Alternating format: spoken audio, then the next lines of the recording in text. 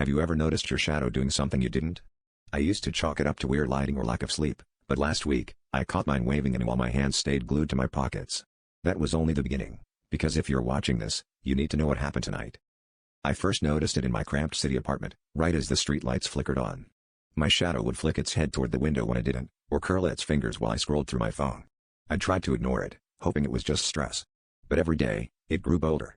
Yesterday, while I was eating dinner, I watched my shadow lift an invisible fork to its mouth and chew, though I hadn't moved a muscle. Tonight, the air felt wrong, heavy, charged. I was brushing my teeth, staring into the bathroom mirror, when I saw my shadow reach up and press its hand against the glass. Not my hand, my arms hung limply at my sides. Suddenly, its head twisted to stare directly at me, eyes forming in the inky blackness. I stumbled back, but the shadow stayed, hand pressed to the mirror, lips moving in a silent warning I couldn't understand. Then, as I stood frozen, it did something I hadn't seen before. It stepped out of the mirror. The room grew cold, and the shadow grew solid, splitting from my feet like peeling skin.